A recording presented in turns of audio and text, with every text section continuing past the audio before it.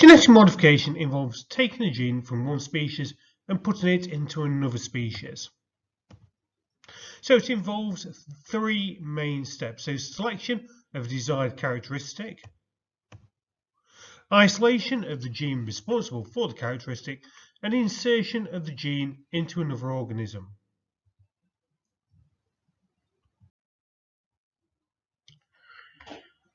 So let's have a look at a specific example and look at how these steps can be applied. However, the steps involved in this example can be used for most others.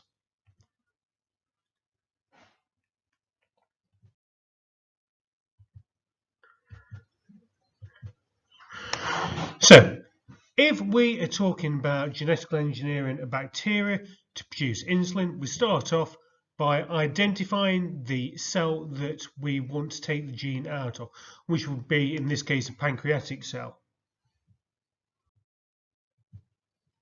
So the chromosome or the DNA is extracted from the nucleus of that cell.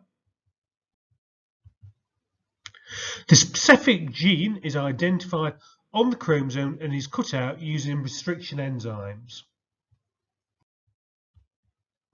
So bacteria, in this case, is going to be used to produce the insulin. So the plasmid from the bacteria is extracted and is cut open using the same restriction enzymes. So we end up with the same ends on the plasmid as we do on the gene that we've cut out from the DNA out of the pancreatic cell.